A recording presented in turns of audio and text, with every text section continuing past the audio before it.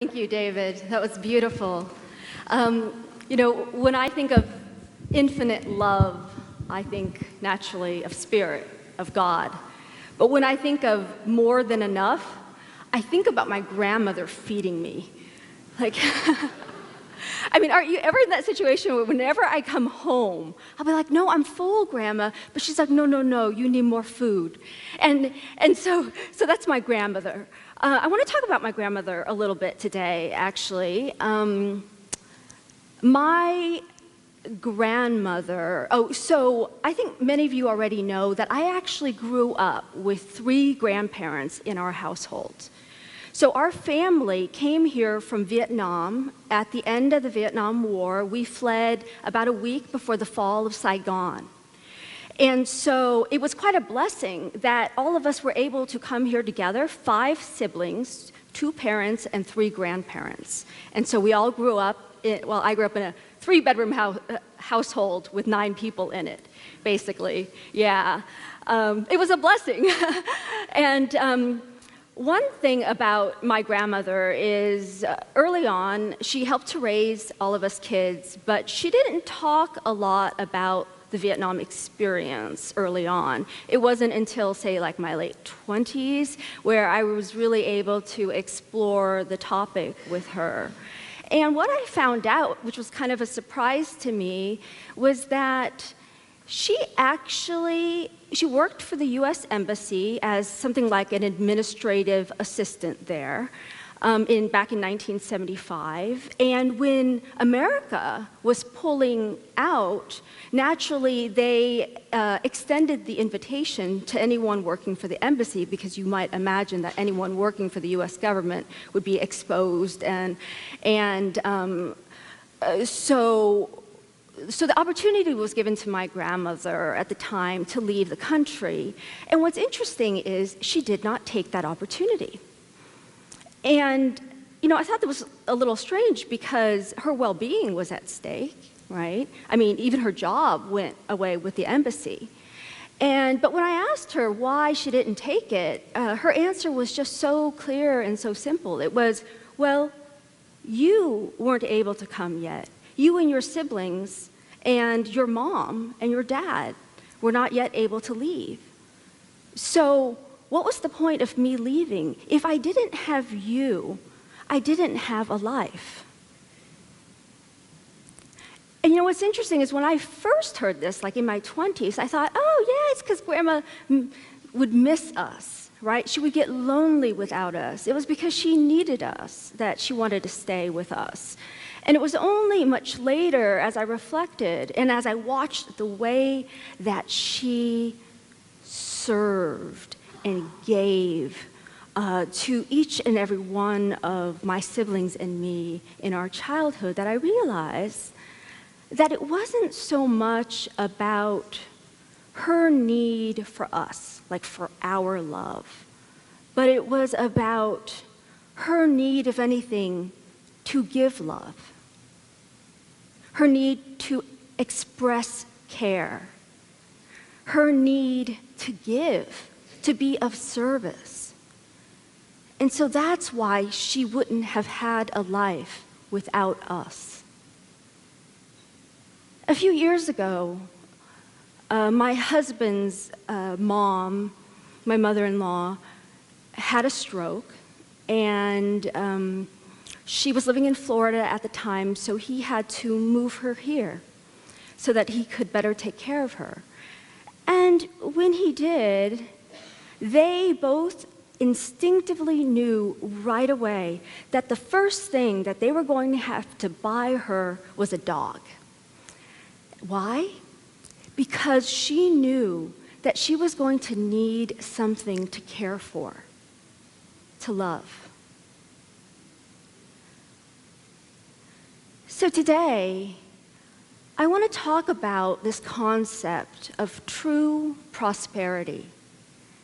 Historically or traditionally, when we think of prosperity, we are often inclined to think about the things that we have or could amass. But I'd like to suggest a different definition for prosperity. one that's based on the idea that we are prosperous to the extent that we are tapped in to our capacity to give and to give freely. That, to me, is true prosperity. So I want to begin first by talking about the meaning of prosperity and how giving relates to that. And then I want to invite a few suggestions or ideas from a concept that I've learned about recently called giftivism, for how each of us can take this ideal of living a truly prosperous life and really put it into practice using these 4 tenets from giftivism. So first, let's consider the meaning of prosperity. So historically, when someone asks you, what is the meaning of prosperity? The tendency is to think about the things we have, right? And, if we're more evolved, we're not necessarily thinking about the superficial things that we have, but we might still be thinking about the things that we have in terms of, say, healthy relationships, right? Fruitful careers, those kinds of things. But we're still in the orientation of thinking about the things that we have or that we might gain. And even in unity, when we talk a lot about prosperity consciousness, what is it that we tend to talk about? We talk about how, so-and-so is such a good manifester, right? We're looking at the things that they've been able to create in their lives. So-and-so is a good manifester, therefore they have prosperity consciousness. We will tend to think along those lines. Now, I want to say that in unity, what's tricky here is that we believe that there's absolutely nothing wrong with wanting and having abundance. And in fact, we believe that it is actually our divine inheritance as children of God, or if you don't like the term God, as expressions of the one life, to have the full abundance of that infinite universe, that this is our divine inheritance. So the issue isn't that we shouldn't have those things. The question is whether our prosperity lies in those outer things or whether it lies within ourselves. And from a unity perspective, our prosperity is not about the things that we have or could gain. Rather, prosperity is a state of consciousness in which we feel a sufficiency of being, and a sufficiency that is so great that it overflows into the world as generosity. Giving is our true nature. Wayne Dyer, the late Wayne Dyer, a great spiritual teacher of prosperity, said this: "When I chased after money, I never had enough." And here you can insert relationships, careers, etc. "When I chased after any of these things, I never had enough. But when I got my life on purpose and focused on giving of myself and everything that arrived into my life, then I was prosperous. When I focused on giving of myself and everything that arrived in my life, then I was prosperous," says Wayne Dyer. Now, giving of ourselves and everything that arrives in our lives is an ideal that we can strive for. But oftentimes, we, in our humanity, can fall short of that ideal. So often, I know for me, it takes the cultivation of certain practices in order to remind myself, in order to repeat this beingness in my wholeness and in my sense of giving. And to this end, I found in our modern day this magnificent idea called giftivism. And there are TED Talks about this. It's a very exciting idea. It takes ancient principles of prosperity consciousness and puts it into modern terms. Basically, giftivism is the idea that was coined by a company called Service Space, which is an incubator for basically service activities around the world. This company is run solely by volunteers. And they coined this term giftivism. And giftivism means the practice of radically generous acts that transform the world. The practice of radically generous acts that transform the world. Now, according to the founder of giftivism, this radical generosity is not limited to people like Mother Teresa and Gandhi. You know, we often put those people on a pedestal and say, oh, well, you know, that kind of giving, that kind of generosity. But we don't tend to make it our own. And giftivism is a movement that invites us to make that kind of radical generosity our own. And they said that the seeds of giftivism lie within each of us, and we simply need to tap into it. And then they give us 4 basic ways in which we can practice shifting the way we look at life in order to move toward that greater knowing of wholeness, abundance, prosperity, and overflowingness. And so the first is the shift from consumerism to contribution, from consumption to contribution. If we think about it, if I think about it, how often do I go to an event, even to church, thinking, what am I going to get out of this today? Instead of thinking, wow, what am I going to share of myself today? What vibrant energy might I gift this space? What gift of listening might I give to a friend here? What baked goods might I share with my minister? Just think about it. But that difference in attitude, right? How often do we go? I mean, we don't tend to think about this, but even if we go to a sporting game, a musical event, to what extent are we consumers only? And that we don't look at our participation as contributors to the situation, and what would change in the world if we started to look at our showing up in every event as a contributor.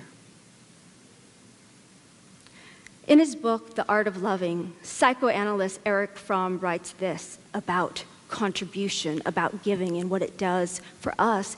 Giving is the highest expression of potency.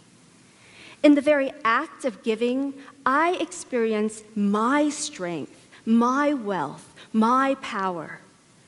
This experience of heightened vitality and potency fills me with joy. I experience myself as overflowing, spending, alive, hence as joyous. Giving is more joyous than receiving, not because it is a deprivation, but because in the act of giving lies the expression of my own aliveness. In the act of giving lies the expression of my own aliveness. We want to give, to express our being. And when we consistently approach situations from the perspective of what can I give, we begin to reconnect with our true divine nature, our generous nature. And then the second shift that they talk about in giftivism is from transaction to trust. And now again, we have a society that has taught us to operate from a notion of transactions, such that even when we give gifts, we often give them kind of with an eye to what we'll receive, right? If you think about it, how often has there been a shipment of flowers in exchange for forgiveness? Right. It's that kind of thing. How codependency can be seen as a kind of transaction, of giving to get. What's less standard in terms of making this shift from transaction to trust, I mean, it's kind of obvious when we look at things like relationships, but we tend to think it's okay to think of our jobs in terms of a transaction, right? So we show up at work, we do our thing in order to receive an income. But the radical idea presented here is what if you separated the two? What if you followed what the Gospel of Matthew says when it says, when you give alms, let the right hand not know what the left hand is doing? Meaning the hand that gives, that which provides the service, is not also ready there with a hand to receive something that it thinks it's due? What if we can independently just give and then deeply trust the abiding, infinite, abundant universe to provide for us? What if we didn't go to work to make money, but we went to work to serve? That's the next radical shift. Now, Karma Kitchen is something developed in Northern California originally, and now there are like 5 different places. It's one of those ideas that people are like, oh my God, that's not going to work. Karma Kitchen is founded on the notion of shifting from transaction to trust. And this is a place where basically people come, they eat, and when the so-called bill is presented, all it has is a little note on it that says your meal was a gift from the people who came before you. And so there's no charge. There is an invitation, totally optional, if you want to give in order to support, like basically pay it forward, then you can do so.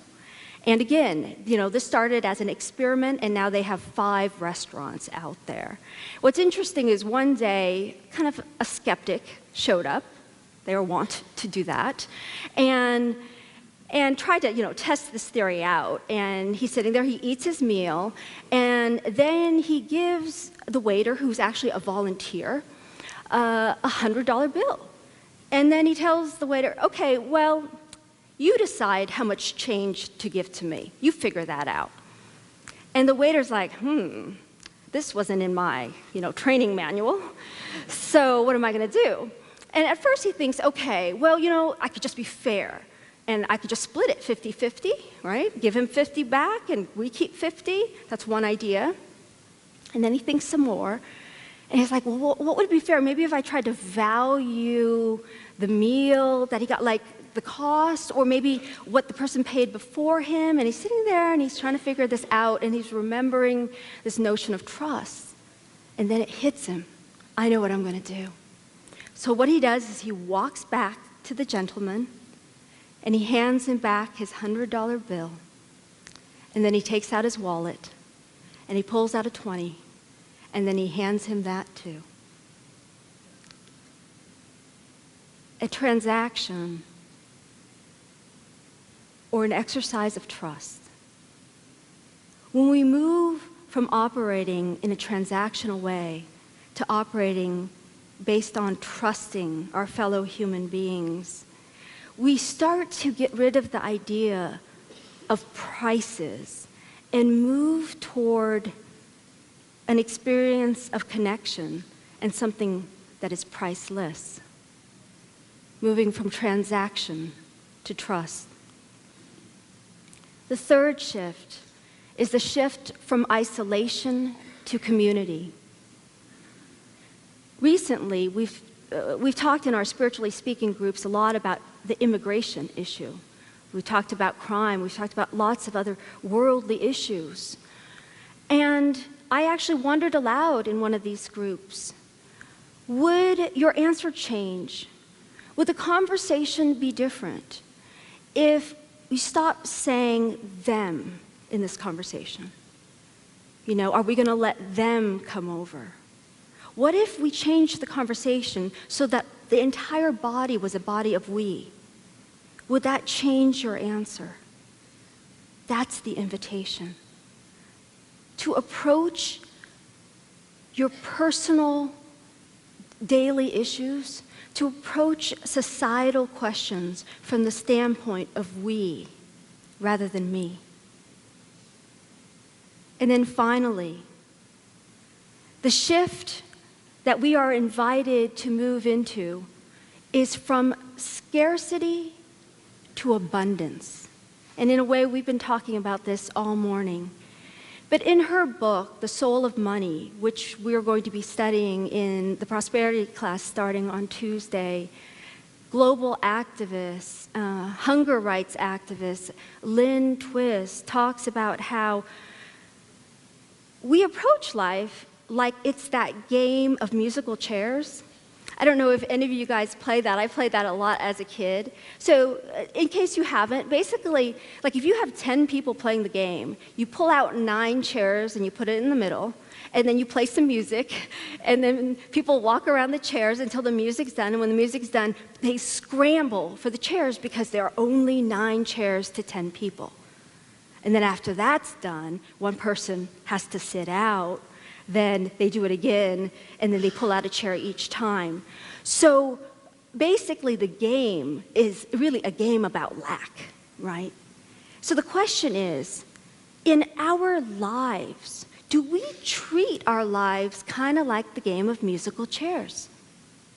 Do we scramble for our position because we think there isn't enough to go around? Do we do that? To what extent do we do that? Do we believe that the universe provides equally for all? Do we believe that the universe will give us exactly what we need to live our divine potential?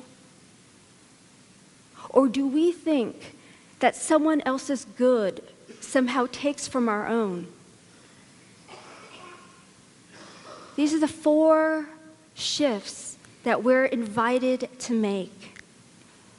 And so the question is, how much more generous would we be in our lives? How much more freely would we give of our time, of our love, of our attention, if we made these 4 shifts in our consciousness and in our actions? I just want to conclude by saying, again, that I suggest that true prosperity isn't at all about what we have, that it's never about that.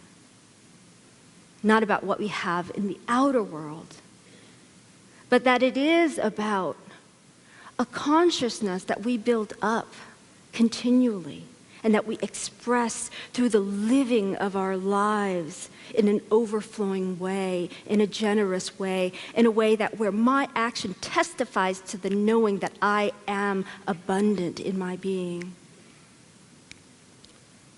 Perhaps true prosperity is this state of mind. And so I invite you to go deeper into this shift, if you're willing, by first considering the ways, again, that we are consumers rather than contributors. To consider the ways that we approach things as quid pro quo, tit for tat transactions, rather than just trusting that we can freely give and freely receive. And that we would consider the ways in which we have bought into the me mentality, the individualistic mentality of our society, rather than remember the unity that we teach here every Sunday. And that we remember, and that we help each other to remember, that there is indeed an infinitely abundant universe. And each of us has full access to it within the depths of our own being. And we bear witness to that truth, not so much in the things that we have, but in our capacity to give. I'll conclude with the words of a giftivist speaker named Pavi Mehta, who says this: "What we will do for love will always be far more powerful than what we will do for money. What we can do together will always be far greater than what we can do alone. And when we cultivate the heart of giftivism within ourselves, our companies, and our communities, we begin to unleash unto this world a true prosperity. I invite you to consider what steps, even small steps, that you might take in moving toward this greater prosperity for yourself and for the world as we prepare now to go into the silence.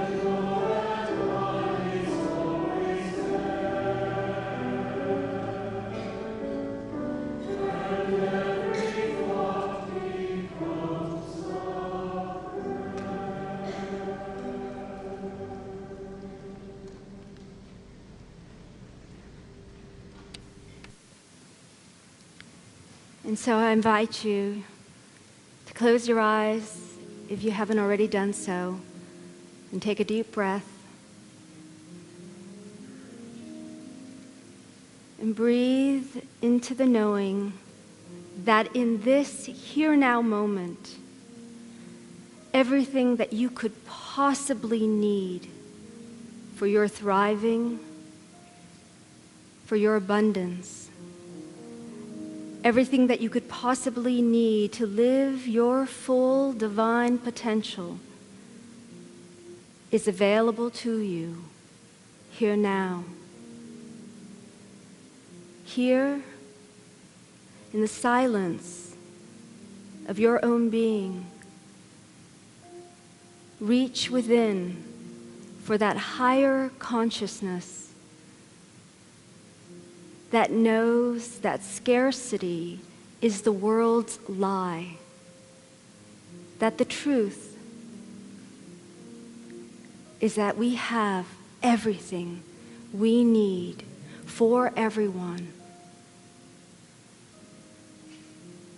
And here now, I invite you to open more fully to the knowing of this sacred reality at the depths of your own being.